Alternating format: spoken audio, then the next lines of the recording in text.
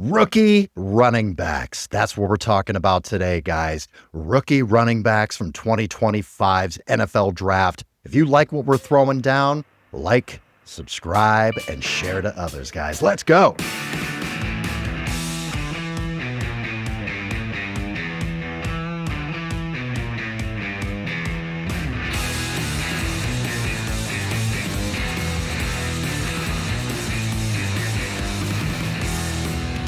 All right. Welcome to the show. This is the Frankly Fantasy Football Podcast. We are your hosts, Frankie and Johnny.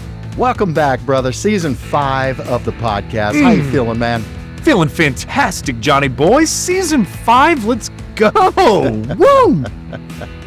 Once again, we get together and talk about fantasy football. Frankie, today we're talking about the rookie running backs. I mean, this rookie running back class was the belle of the ball, baby. I mean, this is what we wanted. There are 6 running backs in this rookie class as far as ADP goes right now in the top 30.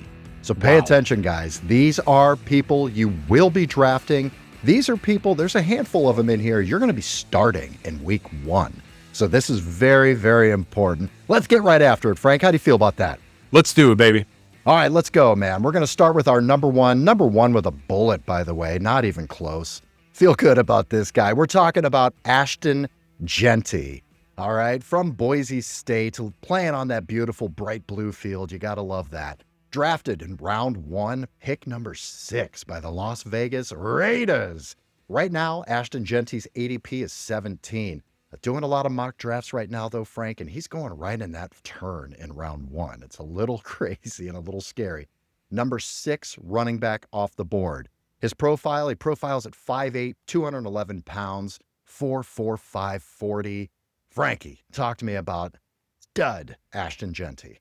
Ashton Jeanty, guys, is one of those premier backs that come around so very few. That didn't make any sense. Not a lot of times, John. You know, real quick, Frankie, season 5, you didn't waste any time coming in with a phrase We're jumping in. Yeah, it sounds like a, Eastern European trying to say slang or something. Good job. Way to kick us off for the season, buddy. So very few times. How about that? So not often, guys, do we see a back of this caliber come through the NFL draft. And honestly, it's probably been since Saquon Barkley. That is how few and far between this is.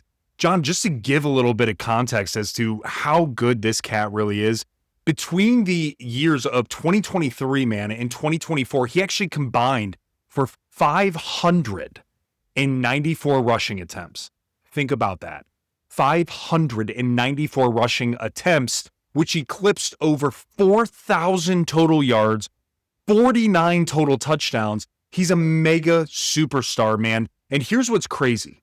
He's going to a situation to where he should absolutely thrive. When we think about the Raiders, man, we saw like who they had. They had Zamir White starting at one point. And by the way, now he's actually 4th on the depth chart behind that of Ashton Jeanty, Raheem Morris, McCormick, and then it is that of Zamir White, man. So knowing as well that Pete Carroll has come over this offseason, and we've seen what Pete Carroll does in a Pete Carroll type of offense. This is incredible. We could really see a massive jump from what we've seen in prior rookie running backs, pretty much again since Saquon Barkley, to what we're going to see with Jeanty. This is exciting as hell. Yeah, this guy is, he does it all. This is a guy you can confidently, we don't say this often, but a rookie in the first round at the turn, I know everybody's getting burned, talking and feeling that last year with Marvin Harrison Jr. and a little, gun shy on drafting rookies that early. Not this guy, man. This guy landed in the perfect spot. He is the bell cow. There's no one breathing down his neck, and he can do everything. He can do every piece of this offense. And not only did you talk about Pete Carroll and how he loves to run the tits off of his running backs, you got Chip Kelly as the OC, which is super interesting. So it'll give a little creativity to add to the Brock Bowers that's in there. They drafted a rookie receiver as well. This is going to be an exciting offense, man. I really do think so. There's been a lot of changes there. You've got Geno Smith at quarterback, so you've got a competent quarterback now. This offense is going to look completely different. But the bottom line is we're talking about running backs right now. This offense is going to run straight through Ashton Jeanty. He is the focal point of this offense. So draft this guy with confidence. I am excited to see what he can do. Watch his tape. He looks like a goddamn beast. I mean, he looks just like a smaller version of Derrick Henry out there. And it's so hard to tackle. The open field tackles that I've seen on this guy's film were absolutely insane. He's so hard to bring down. Frankie, let's talk about the other thing we're doing here is we're going to give you some player comps with these guys. A lot of these guys people haven't seen him play in college. We want to get an idea of who they kind of emulate in the NFL, of somebody that maybe we've had on fantasy teams. Who does he remind you of? This is super hot take. Super hot take, guys, because this comp is actually to my favorite player of all time. It is LaDainian Tomlinson. And I understand when you compare a rookie to a Hall of Famer, shit, you better be backing it up. Well, John, if you remember last year, and those listening last year, we had a couple hot takes, right? We said Brian Thomas Jr. reminds us maybe of Julio Jones. And guess who performed like Julio Jones did? Brian Thomas Jr. So I'm going with LaDainian Tomlinson. And the reason being, John, is exactly what you said. Him in an open field is nothing short of impeccable. Not only does he have the strength to run through you, he has the skill set from an elusive perspective to get around you in a way that he's going to be impossible to bring down. So let's actually look, John. So something that we did, guys, that we actually broke down, what are the expectations? Like, what could we really see from a points per game perspective for that of Ashton Jeanty and the player comp for these particular rookies? Well, LaDainian Tomlinson's rookie year, he averaged 17 points a game, which actually equates to roughly about 250 points for the year. So 17 points a game as a rookie. That's fabulous. So where do we see Ashton Jeanty, and where are some of the analysts saying he's going to end up? 14 points a game and roughly 231 fantasy points for the year. And guys, this is for half PPR. So if you're looking at PPR, it's going to be even more than that. So John, what this is telling me is the dude is going to be a superstar. He's going to the right location. He's in a very good space in terms of the coaching with Chip Kelly. You mentioned it with Pete Carroll, Geno Smith at the helm. We no longer have the shitstorm of the QB carousel that was at the Raiders, right? And then you add Jacoby Myers, Brock Bowers, a few of the other guys that they picked up like Jack Beck and some of the other guys that we'll mention later on. This is a perfect storm for Ashton Jeanty to take off, man. So I'm so on board, and I'm so excited to see this guy rock it out. Let's rock, baby. All right, let's get to our number 2 guy here. Frankie, I think you put him up at number 2. It's a little bit of a homer pick for you there, buddy. Nope. But those of you who are new to the podcast, Frankie and I, we're from Cleveland. We're from the Cleveland area. I've got the Browns helmet behind me. You know where we're going with this one, guys. We're talking about Quinshon Judkins, okay? From the Ohio State University, drafted round 2, pick number 4. So basically a first-round pick, if you want to look at it that way, by the Cleveland Browns. You got to love that. ADP right now for Quinshon is 77. He's the number 27 running back going off the board. Profiling, 6 foot, 221, big body, bruising guy, 4'4", 840. Frankie, talk to me about Judd. OH. IO, baby. That's right, boys. That's right. So, guys, here's some fun fact. And by the way, this is not a homer pick, even though it feels like it. We really like Quinshon, man. And to get him at number 2, guys, it's just because of the situation that he's in. So let's break this down. 2024, what did he do? Well, he ran for over 1,000 yards, 14 touchdowns, 22 receptions, 161 receiving yards, and 2 receiving touchdowns. Why is that important? He split time with TreVeyon Henderson and still put this up. So what did he look like without TreVeyon? Well, he was an All-American his freshman year. He was first-team SEC at Ole Miss. He was 2023 first-team SEC. All 3 years that he played, John, he had over 1,000 yards and 14 touchdowns in all 3 years that he played. Imagine what he would have done if TreVeyon Henderson wasn't there, right? Now, let's think about his running style. The dude runs like a bat out of hell, man. He runs with purpose, has incredible burst inside. He is not a pure breakaway runner. We actually saw that when at Ohio State and at Ole Miss. Typically, we saw TreVeyon was the guy who was the breakaway runner. But we did see a few key plays towards that Notre Dame game, man, in the national championship, where he took a ball, and actually a few of them, 40-plus yards. Though he did get caught, the burst that he has to get to that second level is incredible. And now he walks in, as I mentioned, to a Browns situation, RIP Nick Chubb. And what I mean by that is he's no longer on the team. And what happened with Jerome Ford? Well, Jerome Ford shit the bed last year, and he actually had to restructure his contract this year. So now we walk into a situation to where the Browns drafted 2 stud running backs, which another we'll talk about in a minute. But Quinshon Judkins, man, is walking into a scenario to where they're already talking about running a shit ton more 12, 13 personnel, which means there's going to be 2, 3 tight ends, which means that they are going to run behind this cat. Everything that comes out is saying he's exactly who they wanted him to be.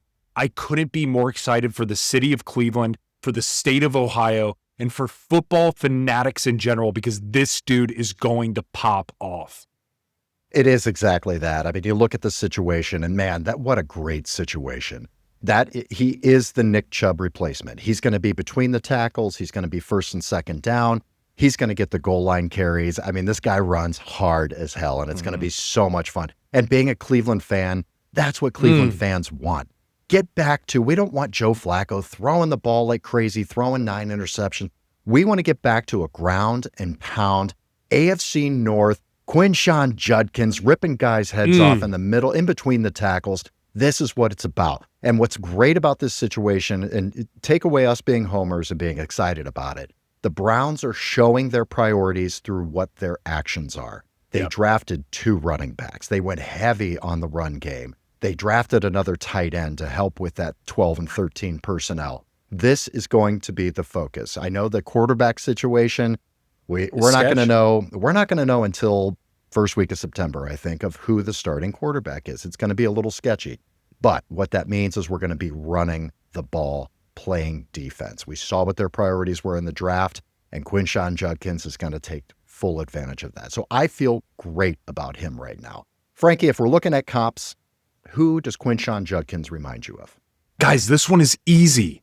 Think of year 1, rookie year, Kareem Hunt. What did Kareem Hunt do in his rookie year for the Chiefs, man? By the way, out of a MAC school, out of Toledo, yeah, dude was a boss, ended up leading the league in rushing and ran very similar styles. Not only does he have the similar hairstyle, man, they're rocking that out, got the beautiful dreads behind him. On top of that, man, it's the power mixed with the agility and the burst that Kareem Hunt had that looks so similar, man, to that of Quinshon. And it's the passing game. What we saw out of Kareem Hunt was there was a lot of dink and dumps. And that is something that Quinshon Judkins actually did pretty damn well also at Ohio State. Even though his receptions, right, when we were talking about him having 22 receptions, 161 yards, but a lot of those were those quick dink and dunks that he ended up taking for a first down. And that is critical when you have a quarterback room of what the Browns have. You have to have somebody that's dynamic in that aspect. So, okay, what did Kareem Hunt do? Well, I just mentioned he was an absolute monster. He had averaged 19 points a game, and he eclipsed 282 fantasy points his rookie year. Do I see Quinshon Judkins doing that? I would love him to, but the reality is I actually see him floating around that 10 points per game mark and roughly about 160 to 170 total points. And that's the sole reason is because the Browns passing attack, where they stand, the teams are going to be stacking the box against these guys, and it just is what it is. But damn it, man, I think that if you can get Quinshon Judkins, guys, for John, what were we talking about? His ADP was 77. He's 27th running back off the board in half PPR. That's gold. Target him and get ready for a show in Cleveland, Ohio. Absolutely. I mean, not only is he the Chubb replacement, he's bigger than Chubb.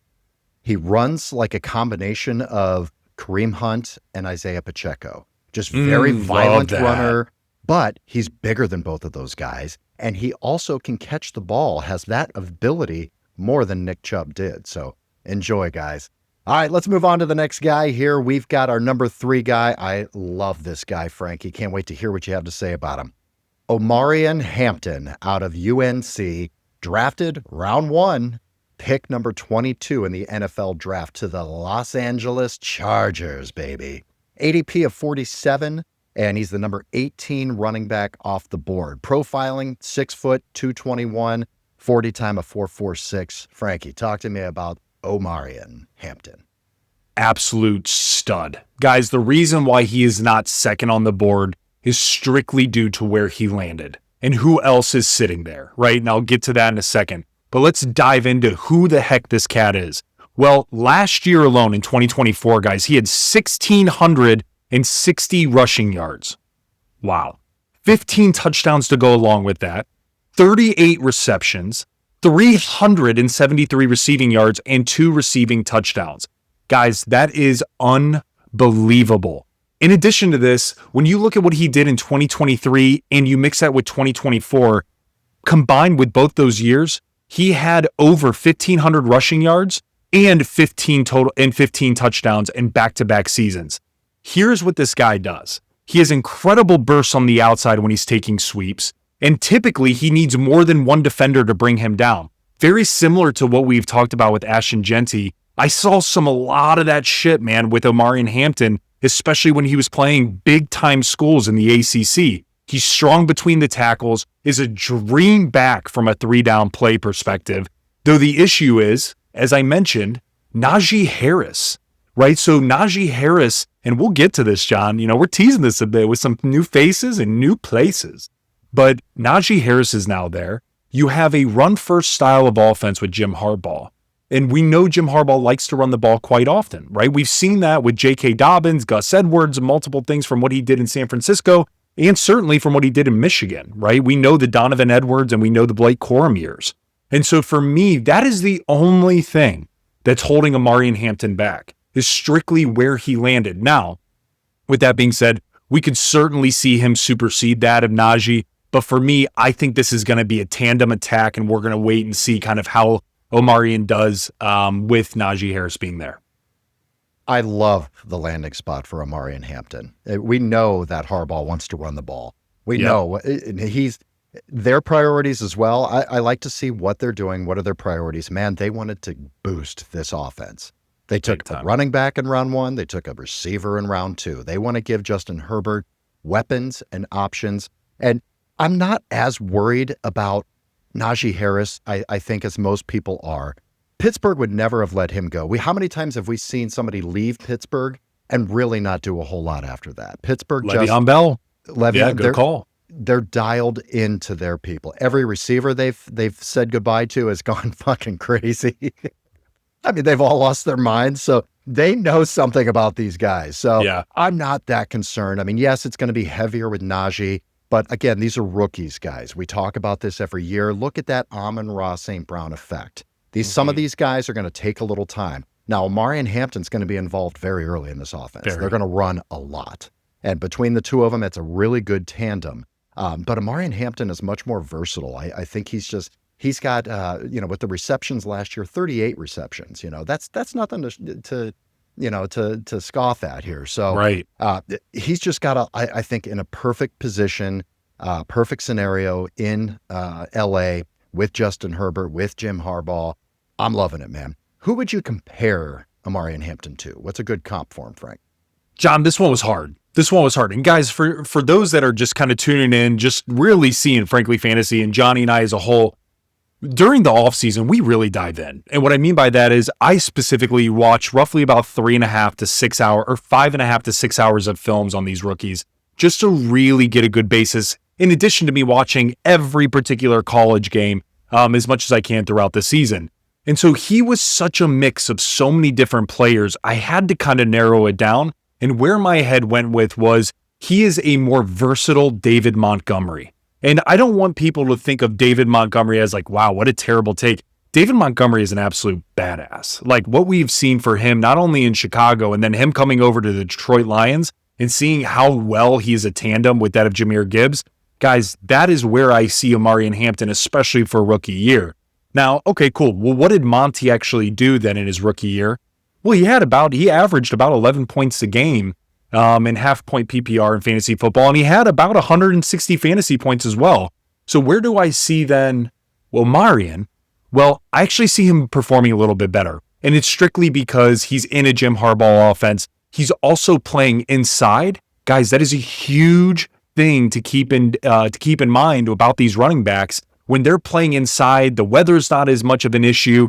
These guys are a little bit more loose. That absolutely affects the play and affects fantasy output. So for me, man, I'm looking at him at roughly about 12 points a game, which equates to about 198, 200 points for the fantasy season. So a little bit better than David Montgomery from that aspect. But man, this is going to be an absolute blast watching him as a Charger. Okay, moving on here. The next guy. Hey, let's get to another guy who's above 6 feet, 220 pounds. There's some big running backs that got drafted here, man, in this draft class. Yeah, I love it. This guy, our number 4 running back for the day, Kaleb Johnson from Iowa, drafted a round 3, pick 19 to the Pittsburgh Steelers. Right now his ADP is 96. He's the number 33 running back off the board. Profiling, again, a big-bodied guy. He's 6'1", 224 with a 4.5 40. Frankie, I'm excited about this guy. Talk to me about Kaleb Johnson. Absolute bruiser, man. I mean, this dude from Iowa is literally the guy that's back there slamming the corn husk, eating his fill, man, getting all nice and plump and going out there on Saturdays and doing this shit last year. 1,537 rushing yards, 21 touchdowns in the Big Ten. Wow. 22 receptions with 188 receiving yards and 2 receiving touchdowns. So who is Kaleb Johnson, right? You're in the Big Ten and you're running over 1,500 yards. How does this comp? How does this compare? He's a patient runner. He embraces contact, but plays with quite a bit of finesse. Here's the other thing. He can handle large workloads. When we're talking about 1,500 rushing yards and 21 touchdowns, give that dude the rock and let him rock and roll, baby. On top of that, he's big, but he's not overly big to where he's King Henry status. But the thing is, he's so big at 6'1", 224 that the 4.57 40, that doesn't bother me, man. I mean, yeah, that's a little bit slower than that of, right? We mentioned Quinshon, we mentioned Omarion, we mentioned Ashton Jeanty, and we're going to mention a few others here. That doesn't bother me. The reason being is because of his running style. He has great game speed. And so for those listening, there is such a thing, trust me, as game speed versus just strictly 40 time. And so when you're watching Kaleb Johnson play, he plays so much faster than what his 40 actually says. In addition, where's he walking into? We said the Steelers.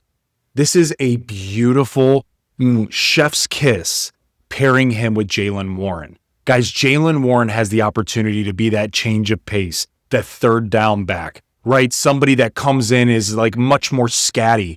And this guy can come in and be that between the tackles kind of bruiser type of mentality to what he's basically a younger version of what Najee was, right? And so I love this cat. Perfect scenario for him. And now you layer on Aaron Rodgers as the quarterback. They get crazy ass George Pickens out of there. So they bring in DK Metcalf. Now you got to really be scared from that outside perspective. Oh, and by the way, then you draft a guy like Kaleb Johnson. And there, by the way, yeah, last year their offensive line wasn't that great.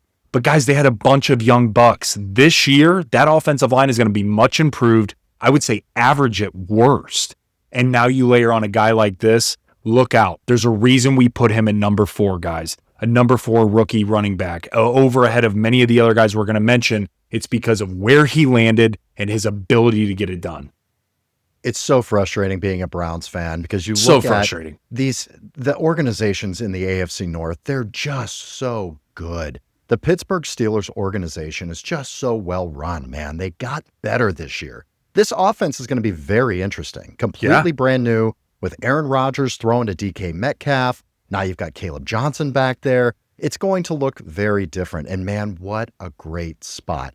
Kaleb Johnson and Quinshon Judkins are very similar players. Watching their tape. I mean, just angry runners, big bruising guys. It's perfect AFC North football is what it is. I mean, the Browns fans are even going to be looking at this running back saying, God damn it, that guy's really good. Yeah. You know? Oh, yeah. Yeah. And we've seen the split work between Jaylen Warren and Najee. This split will work as well. A lot of these teams are going to this. So it's hard to get in it. It's very rare you're going to see situations like Ashton Jeanty, where he's the guy, That's it. There's 3 running backs behind him that all suck. That's rare. Most of these teams are smart. They get a handful of guys with different skill sets and work them in. So these guys have very different skill sets, Jaylen Warren and Kaleb Johnson. So I'm excited to see it, man. I think you can draft him with a lot of confidence, and I think it's just going to get better and better as the season goes on. Frankie, who would you comp Kaleb Johnson to? Yeah, so this is going to be a bit of a hot take as well, man, because this guy's a little bit smaller than that of what Kaleb Johnson is, but I'm going to go with Doug Martin.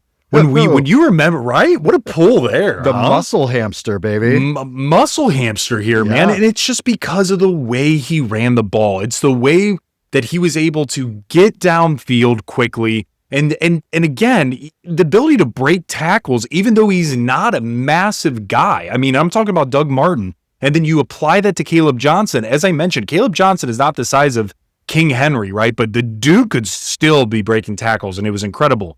So for me, man, when we look at Duggernaut or Muscle Hamster, right? We were looking at his rookie year, half PPR. He averaged about 19 points a game, which equated to 288 yards for the year. Now, let me be crystal clear. If Kaleb Johnson did that, that would be absolutely incredible.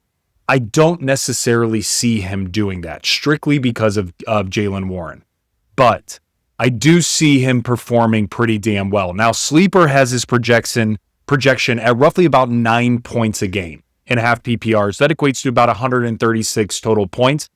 John, I think he's going to be a bit higher than that. If he starts getting the rock, knowing now that Aaron Rodgers is there, things are going to change a bit. They're going to need somebody. They're going to need somebody in that backfield to make some shit happen. And I think it's going to be Kaleb Johnson, man. So I'm really digging this dude. And I think it's a pretty solid comp to that of Doug Martin. All right, let's move on to our number 5 running back, rookie running back, R.J. Harvey out of UCF, drafted round 2, pick number 28 by the Denver Broncos. ADP right now at 72. He's the 24th running back off the board. I like R.J. Harvey a lot. His profile's 5'8", 205 pounds with a 4.4 40. Talk to me about R.J. Yeah, man. R.J. Harvey, this is what's interesting about R.J. Harvey. So we actually had him at number 2 overall.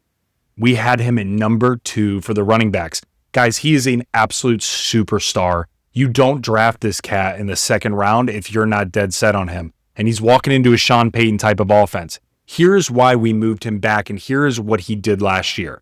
Last year alone, he had 1,577 rushing yards. Holy shit. 22 touchdowns, rushing touchdowns, 20 receptions, 267 receiving yards, and 3 receiving touchdowns. Back-to-back years, guys. This is what's incredible, right?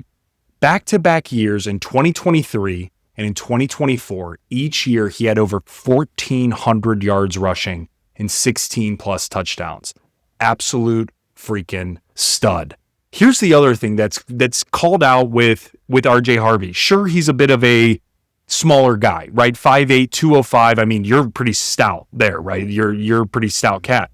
But he has a phenomenal pad level when he runs. Something that's like really overlooked sometimes for running backs. If they're running too straight up sometimes, it doesn't work out really well. If you're obviously not shifty enough, or if you're not running powerful enough, depending on the type of back you are, it stands out. What stood out to me was the pad level that he runs with and how compact he is. So at 205, at 5'8", I mean, holy shit, that's huge for a running back there at that stature. And then you layer on the fact that this guy has the ability to also run through the tackles, between the tackles. It showed for the last 2 years. So I think Denver got an absolute stud in the second round. And now I circle it back to, okay, well, why did he drop to 5? Well, guys, just recently, as of about a week and a half ago, 2 weeks ago, J.K. Dobbins went and visited the Denver Broncos and signed a 1-year contract. So had R.J. Harvey been the only guy in the backfield with Jalen McLaughlin and a few others, he would have been the number 2 back as a total rookie, even over Omarion Hampton and others like that. However, we dropped to 5 due to J.K. Dobbins coming on board. We know J.K. had a really good year last year. We know he's an absolute stud. So for me, man, I think that R.J. Harvey has a ton of upside, but I want to level set expectation with now J.K. Dobbins signing. You and I got so excited. We could not wait to see who Denver was going to draft because we wanted the running back. It was a miserable situation with Javonte Williams and Audric Estime and, all the guys they were throwing out there. It was just a mess. You could not start a running back for the Denver Broncos team, even though they were top 5 in rushing attempts for the season. So we could not wait for them to draft a running back. And when they drafted RJ Harvey, Frankie and I, our eyes lit up because we were super excited. Love this guy. But yes, it does change things. Adding J.K. Dobbins, that does change the ADP. You've got to stay water with this stuff, guys. Tune into us. We're going to be giving you news. We're going to let you know, who is where. We're going to be doing new faces and new places episodes. So you're going to see who's in these backfields and what the competition is. But RJ Harvey, you have to look at J.K. Dobbins. He's aging. He's been very, very injured. He came off an Achilles. He's come off of some devastating injuries. So I don't know if it's going to be J.K. Dobbins from last year, then yeah, it might take a little while. But it's Sean Payton. He loves using multiple backs. When he had Alvin Kamara, he had 4 guys that he was rotating with Alvin Kamara in New Orleans. And I do believe that RJ Harvey can be his Alvin Kamara. He always talks about the Joker. He's always looking for the Joker. I think RJ Harvey will be able to be that Joker for him. I think it's going to be that guy that he's going to be able to do a lot of cool things. He's a versatile back. He hits the hole hard. He can run inside. He can run outside. He can get screens. So I'd love to see Sean Payton utilize him like he did with Alvin Kamara. So you're going to be able to draft this guy. You're going to have to wait. You're going to have to see how the split is. We'll be talking about it a lot during the preseason and paying attention to RJ Harvey a lot. Frankie, who would you comp this guy to? John, my comp for him, this one to me was actually pretty easy. For me, it's Austin Eckler. And guys, it's strictly because of the size, the stature, his ability to catch out of the backfield. But also, Austin Eckler was not a guy that came in immediately and made shit happen. And that's slightly a difference to where I could see RJ Harvey just based on Sean Payton offense, etc. But Austin Eckler, man, what he did from a rookie season, he averaged about 9 points a game with about 112 points in half PPR, and he only played 12 games. So when you look at what RJ Harvey's projected, roughly around that 9-10 point game mark, I feel like it's a really solid comp, especially when you look at Austin Eckler's body of work and you compare that to RJ Harvey. So, hey, if he pans out to be Austin Eckler-ish, and then you have him then, John, for year 2, year 3, year 4, and now you feel really good about where this offense is heading, by the way, with Bo Nix, with that of Courtland Sutton, and then you have, by the way, this rookie that's kind of coming out of nowhere with Pat Bryant, who's being compared to Mike Thomas from Sean Payton. Yeah, man. And then, by the way, you can tell me that the number 1 defense in the NFL, they have the number 1 defense on top of that? Shit, man. I really think if they can get ahead in ball games and then you give the rock to a rookie to really then just keep pounding down, I could see RJ Harvey having a nice year. But again, JK's there, so we really got to see how this plays out. All right, let's get to our number 6 rookie running back here. Here we go, baby. We got another homer pick. TreVeyon Henderson from The Ohio State University. Woo! Drafted round 2, pick number 6. Okay, let's go, baby. To the New England Patriots. What a great landing spot. ADP is 78. He's the number 28th running back off the board. TreVeyon Henderson profiles 5'10", 202 pounds, runs a 4.4, 340. Frankie, talk to me about TreVeyon. I mean, man, was it so fun to watch him and Quinshon at Ohio State, man. I mean, what TreVeyon has did is in his career at Ohio State is nothing short of impeccable. Let's check it out. So in 2024, he had over 1,000 yards rushing, 1,016 to be exact, 10 rushing touchdowns, 27 receptions, 284 yards receiving, and 5 receiving touchdowns. Guys, that's 15 total touchdowns for a guy who split the backfield with another top-tier guy.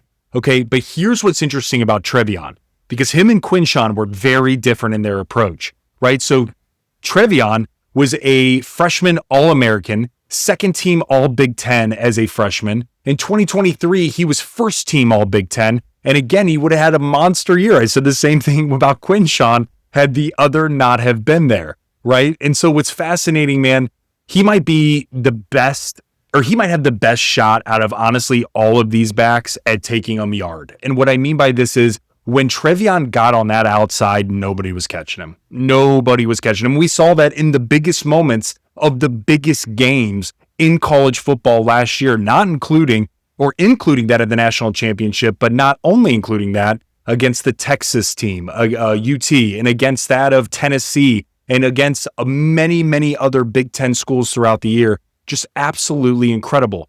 But so his explosiveness is what I'm getting at, is off the chart, man. But here's also what was really underrated: his route running, right? When we talk about him having 27 receptions and 284 yards receiving, that doesn't tell the entire story. So I feel like when he's going to be utilized in a Drake May type of offense here, right, with now they're finally getting some additional weapons on the outside to help. We mentioned a new face in a new place with Stephon Diggs coming on board. That's certainly going to lighten the load in terms of the box there. And then you have a rookie Kyle Williams and a few of these other guys, right? It's going to be very, Demario Douglas being another. It's going to be very, very beneficial to the running back room. Now, one other item before I kind of talk about why he's listed at 6. Out of all of the FBS running backs, right, in 2024, he was the only running back to have 7 yards a carry, to go for 1,000+ yards and 250+ receiving yards. Let me repeat that. Out of every running back in the FBS, including that of Ashton Jeanty, right, including that of Omarion Hampton, he had 7+ yards a carry, over 1,000 yards and 250 receiving yards. Absolute stud, man. But now why is he at 6 then? He's at 6 because of Ramondre Stevenson. Ramondre Stevenson is still there, certainly is going to be a part of this offense. To the level of degree, I'm not quite sure, man. It's going to really depend on how training camp works. It's going to really depend on how the beginning of the season goes. I think with Mike Vrabel coming in now, he's like, he likes his Ohio State boys. Let's just call it what it is, right? And now he has the 1-2 punch with Ramondre and TreVeyon. Maybe there's something there. Could we see a light David Montgomery, Jahmyr Gibbs, a light Bijan Robinson to Tyler Algier kind of thing happen? Maybe. Or do we see TreVeyon totally take the helm midway through the season? So that's to be determined. But that is exactly why he's a little bit lower on our list, just to level set expectations. But here's the thing with TreVeyon Henderson. I mean, you know, yes, Ramondre is there, and Ramondre did sign a big extension. Was that last year or the year before? But he was in the doghouse a lot last year, man. He was shitty. He had fumble issues. They benched his ass. So, sure did. You know, he's nervous. Ramondre's got to be nervous. They drafted, and look exactly what New England did. They did the same thing the Chargers did. They came right out and they went offense. They said, holy shit, we've got a stud quarterback. Drake May is a very, very good quarterback. Very good. I think he's going to be great in the NFL, and I think he's going to have some sneaky fantasy value as well. But what'd they do? They got an offensive lineman. They got a running back who can catch passes and have big plays, and they drafted a receiver as well. So they're doing the same thing. They're showing where their priorities are. A Mike Vrabel offense with Josh McDaniels. They're going to run the ball. They're going to do some cool, creative shit. I know every time a pass-catching running back comes into New England, immediately we want to say, you know, he's James the next. White. He's the next James White. I can't wait. White. 20 fucking pass targets. Yay.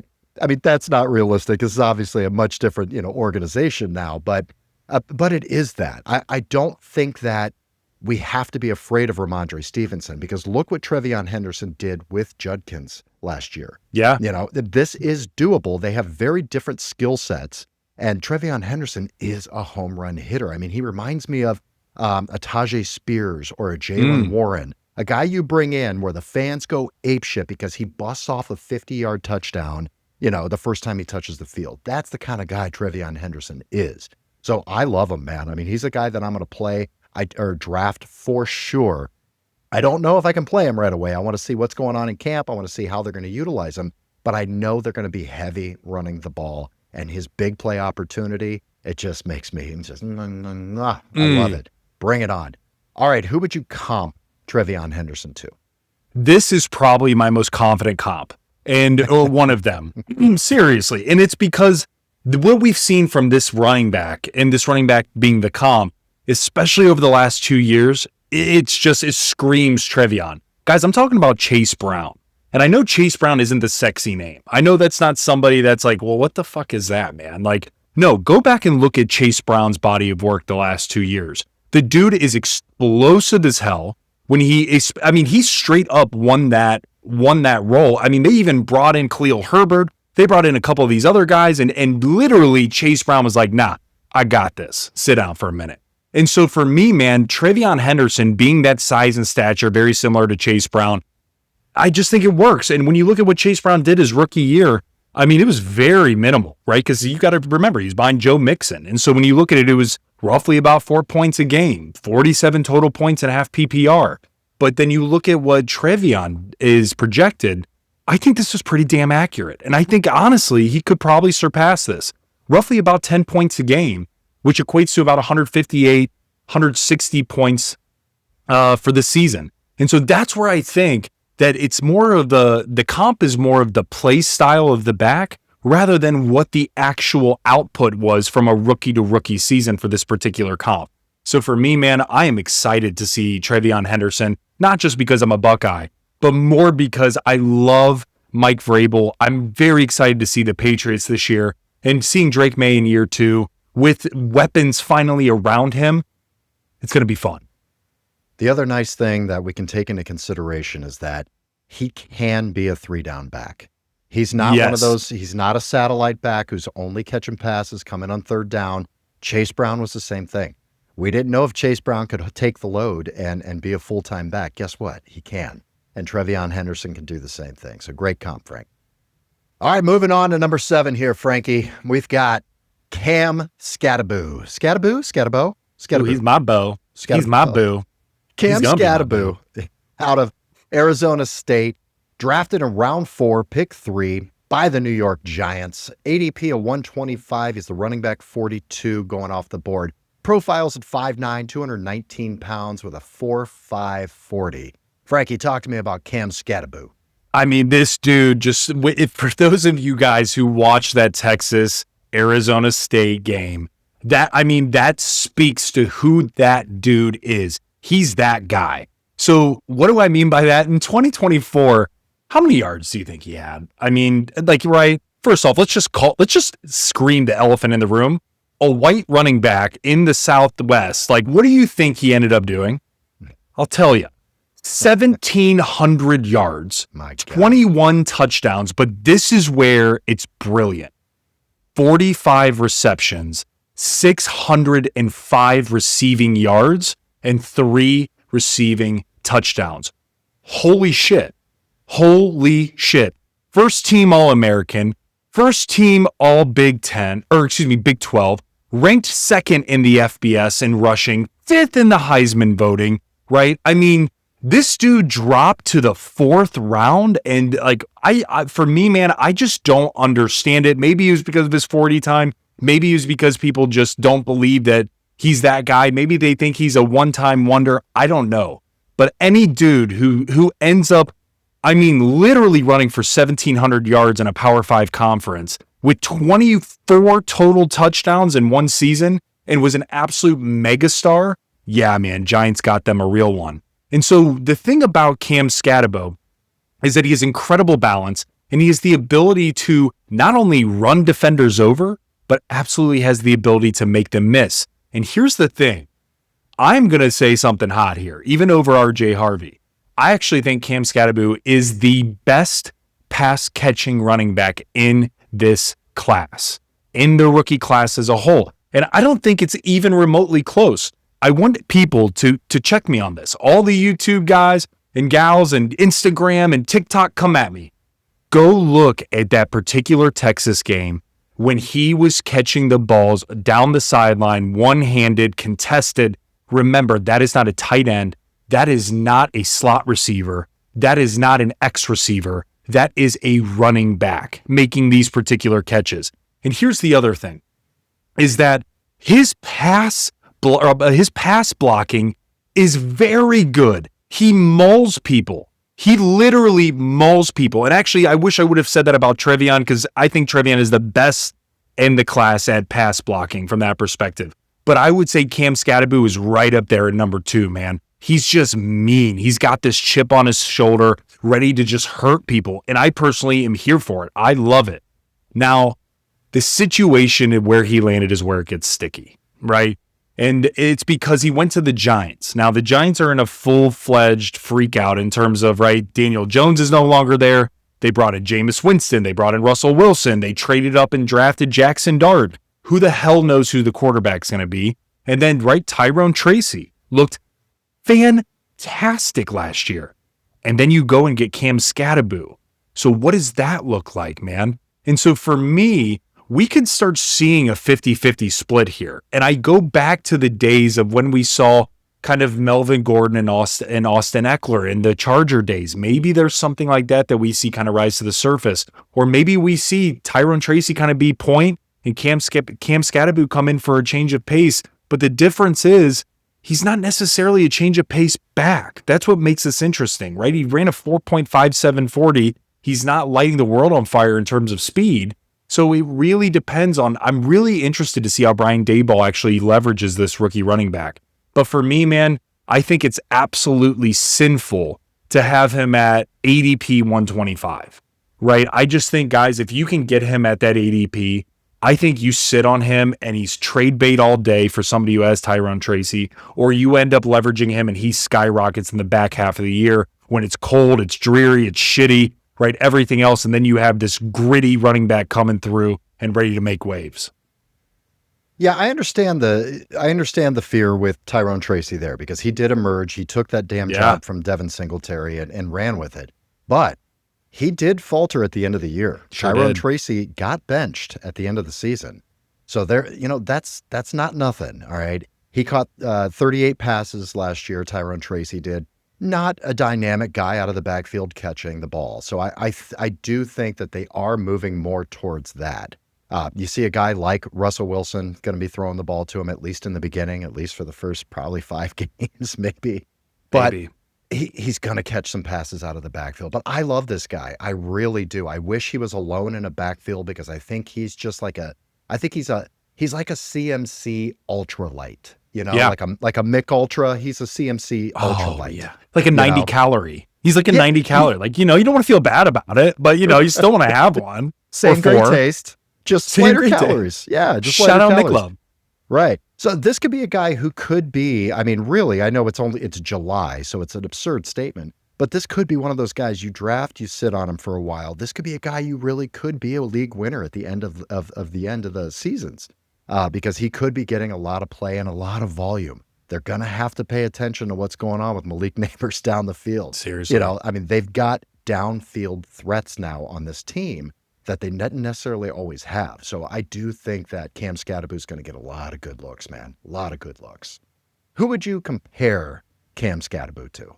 John, this one's easy for me. It's an old school type of guy that went to Notre Dame, not super old school, but just the vibe of what he kind of ran at Notre Dame. It's Kyren Williams, man, who's now on the LA Rams.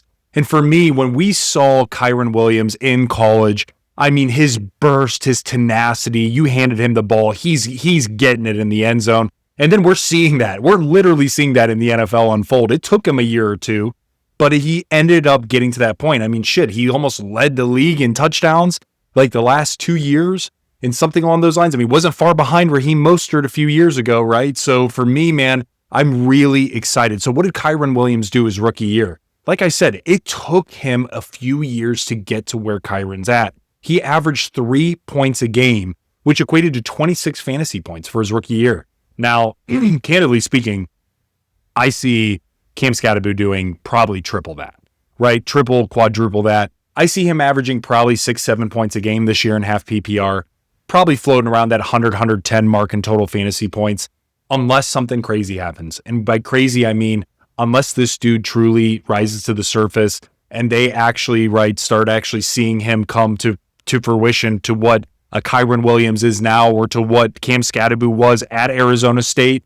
Like, man, I just think that there's something about this guy It's just like when you see him play and you hear him as a leader and you see the tenacity, it's almost like he reminds me of a Baker Mayfield as a running back. That's who this guy kind of reminds me of, right? And so for me, man, I'm so excited to see him as a New York Giant. And really, I mean, let's see what he can do on the field, man. You know what he kind of reminds me of is Peyton Hillis. Peyton Hillis. That's a pretty good comp too. But that's Browns pretty fans, good. Unite. You guys remember Peyton Hillis? Not bad though. Not a bad comp. He's just the way he runs so hard, but still very good out of the backfield catching passes. Really interesting, man. God, remember his face mask and Peyton Hillis's? It was like I mean, dude, he was so intimidating and scary. He had 1 year, and then he was like, "Oh yeah, never mind." Yeah, he got the cover of Madden, and then he was like, "Oh shit, never mind." Madden curse, man. Yeah, just don't put scam. Oh my God, scam Skattebo. Scam Skattebo. All right, moving on here, guys. Let's go. Number 8. Let's get back to Cleveland. It's been a very Cleveland-centric episode. I love it. We got a rookie running back here. Dylan Sampson out of Tennessee, drafted round 4, pick 24 by the Cleveland Browns. ADP right now is 175. He's the running back 54. Profiles at 5'8", 200 pounds with a 4.42 40. Frankie, talk to me about the Lightning to Quinshon Judkins Thunder with Dylan Sampson.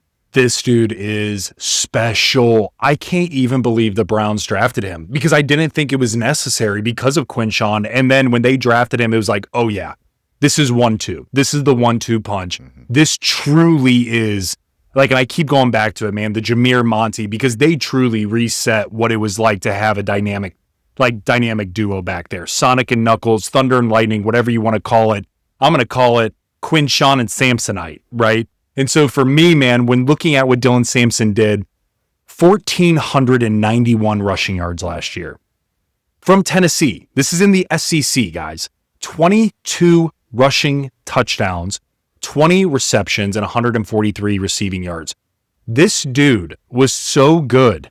He won the SEC Offensive Player of the Year. Just to remind people who's in the SEC, you have Bama, you have Georgia, you have Kentucky, you have all these monster freaking programs.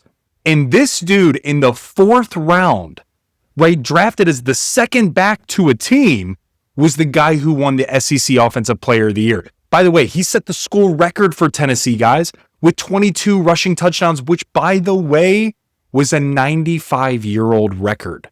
Okay, so this dude isn't just a flash-in-the-pan kind of guy. He truly is incredible. He's unreal speed from the moment he gets the ball. And dude, it's almost like, man, me and you, we used to play Madden with your brother Sean and my brother Drew, freaking out, man. It's like if you were spamming the 0 or the circle, and he's just fucking spinning constantly, right? That's what he was doing, man, this year. I mean, he's unbelievable spin move. And then the subtle cuts that he would make truly just got him to that next level. Now, here's the interesting thing. You mentioned 5'8", 200, lacks size. There's no question about it. But when you have that 1-2 combo now with Judkins, this could be a great change of pace back that could be very similar to, for all you Bucknuts out there, Buckeye fans or Buckeye haters, you probably love hating them, right? Bring it on, baby. But it's going to be very similar to that of TreVeyon and Quinshon. So knowing that Quinshon was already in that similar type of role, and then you add a guy like Dylan Sampson, I mean, John, we could see Cleveland utilizing him a bit in the slot. We could see Cleveland using him a bit in terms of the way Xavier Worthy was used, even though he's a receiver for the Chiefs, but in terms of the sweeps and things of that nature, the random play designs that Andy Reid would have, lining up Xavier Worthy in the slot, rushing him around for a particular outside sweep.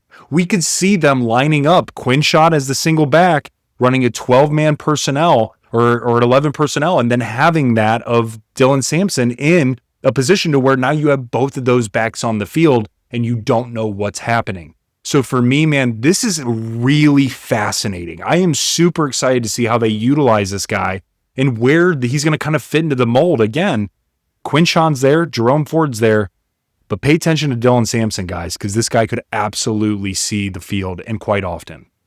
I agree. I think it's going to be a very quick Thunder and Lightning situation. I think that's part of the game plan. That's what they wanted to do. They drafted him very early when They had a lot of other needs besides running back Yeah. that they could have drafted, and they ended up taking him after they took Quinshon Judkins. So, again, it shows their priorities. They want to run the goddamn ball. They know they're going to have to run the ball, And I love it. I mean, this is a guy, again, you can put on your team, and there's a possibility of maybe potentially flexing him very early on. See what they're going to be utilizing him for in camp and in preseason. But I love it. Great landing spot. The team is investing in their run game. Yep. This is exactly what they're doing, and this is a guy that just complements perfectly to what Quinshon Judkins was doing, and it's what he's used to as well. Yeah. So it's not like that's going to be a problem for Quinshon. He's used to TreVeyon Henderson, so this is a very similar type skill set, and I love it, man. Great landing spot. Who would you compare Dylan Sampson to? John, this one's easy for me, and it's a slightly faster, not slightly, definitely a faster Aaron Jones. And so for me, the way Aaron Jones played, it was very similar to that of Dylan Sampson, except Dylan Sampson's speed is just, it's a different level, right? And so when you look at what Aaron Jones did his rookie year, he averaged about 6.5 points a game, which equated to about 78 fantasy points in 12 games, right? So he came in and for the Packers and obviously kind of took the job by storm eventually. And so for Dylan Sampson, this is what's interesting. Where do we really see him from an average game perspective? I'm going to go right around that 5 points per game mark. And that's just because we're quite unsure how this is going to work, which means it's about 75 points total for the year. Could certainly be more than that. Could be more like Kyren Williams to where he had 3 points a game, depending on how this works out. But overall, I really think he's a faster back, but very similar to that of Aaron Jones. All right, moving on. Last rookie today we're going to be talking about with the running backs, Jaydon Blue from Texas, drafted in round 5, pick 12, to the Dallas Cowboys. Really interesting landing spot here for Jaydon as well. ADP is 158. He's the 48th running back off the board. Profiles very similarly, actually, to Dylan Sampson. 5'9", 196. A little faster, though, 4.38 40. Talk to me about Jaydon Blue, Frankie. Guys, this is somebody you absolutely want to be keying on late in your draft, right? Understanding that the landscape is Dallas brought in Javonte Williams. Dallas brought in Miles Sanders, right? We know that there is a big pool of backs there. However, you're drafting a guy that's that dynamic in the 5th round. Anything can happen. So what did he do last year for the University of Texas, guys, right? So Longhorns, 730 rushing yards, 8 touchdowns, 42 receptions, 368 receiving yards, but 6 receiving touchdowns. He had 14 total touchdowns, guys. So who is Jaydon Blue? Well, he's a solid back. I'm not going to sit here and scream to the mountaintop like he is the next thing like an Ashton Jeanty or something insanely out of the blue like Quinshon Judkins. No, but to me, he's the quintessential change of pace back. So when you think of somebody with great agility, great speed, and you want a mismatch on linebackers or a strong safety that's rolling up, and you've been getting pounded by Javonte Williams, etc., and you put this guy in here, that is where he's going to thrive. And so for me, he made this top 9 list, John, and there were a few others that, I was like, man, I kind of think this could be better than Jaydon Blue. But the reason being is because of the situation. I actually think Javonte Williams has not looked good for the last 3 years. Miles Sanders, same thing. Since he left Philly, it's been a mess, right? So we don't know what's going to happen from that standpoint.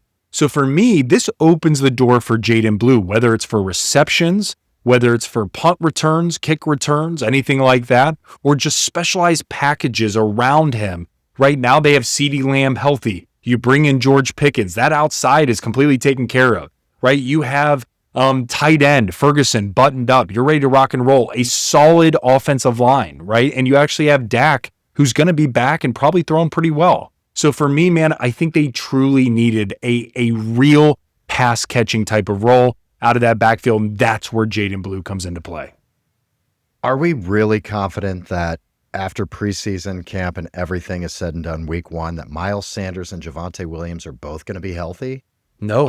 I'm not that confident. I'm not that scared of those guys anyway.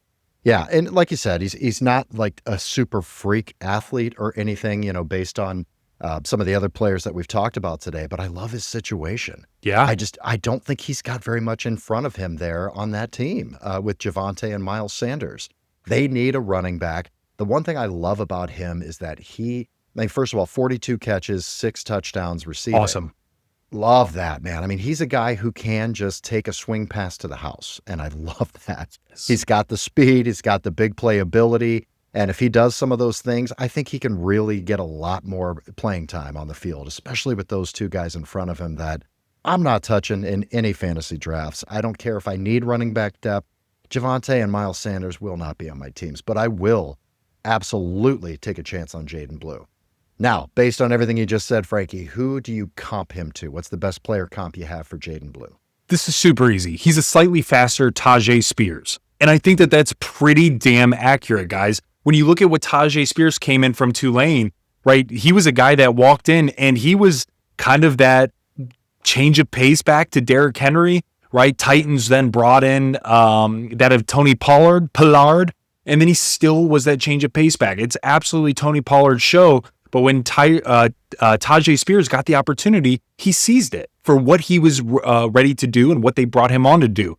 So for me, I see a very similar path for that of Jaydon Blue. So what did Tyjae do? So Tyjae, his rookie year, again, mind you, with Derrick Henry, had 8 fantasy points per game and roughly about 127 fantasy points in total, but that was only within 12 games. And so when you look at Jaydon Blue, I think he's going to be a little bit less than that. Now, again, I'm being a little bit conservative, and Sleeper's being probably a little bit conservative because, again, if Javonte's not healthy, Miles Sanders is kind of a shit show. Who knows what the running game's going to look like from that perspective? He could be higher, but right now he's listed at about 4 points a game, which is 66 points in total for the year. Again, this is half PPR. Anything can change, but you gotta be paying attention to Jaydon Blue, and you cannot ignore the ability for where he is at for the Dallas Cowboys. All right, I love it. Frankie, that is the rookie review for running backs for 2025. Welcome back, everybody. This is our first episode coming into season 5. We're super excited to get things going again. I want to thank all of you, everything from season 4, you guys. We grew this channel so much and it just made so many improvements, and it was because of you. Thank you so much, guys. Please leave some comments down below. Let us know which of these running backs you're targeting. Which ones do you love? Do you like our comps? Do you think Frankie is an asshole? Do you think I, don't know what I'm talking about? What do you want to comment? Anything, okay? Because the more shit you give us, the more it helps us on the algorithm anyway. But if you love what we're throwing down, guys, please subscribe to the channel, Frankly Fantasy Football. Like it, hit the notification bell. It'll update you when we send out new episodes. We've got a lot of episodes coming out, guys. Frankie, what do we have coming up here this offseason? Guys, get ready. We're going to be breaking down the rest of the particular positions, meaning what's going on with the rookie receivers. You might not know, but we're going to be able to give you that information, or you might know, but you're like, shit, what do I do? Where do you have these guys ranked? Knowing that I got my rookie drafts coming up, knowing that I got some redrafts happening. Guys, get ready. We're going to deliver those receivers, tight ends, and we're going to give you some info on the quarterbacks. And John, I'm going to tease something else. So we've been talking about the rookie reviews, guys. Tune in. We're also going to be doing some new faces in new places after the rookie review. We're going to be telling you who landed where, what the situations look like, and so much more. There's so many, man. There's a lot of new every year there's more and more new faces in new places. I love it. Also, I know you guys love them, but get ready.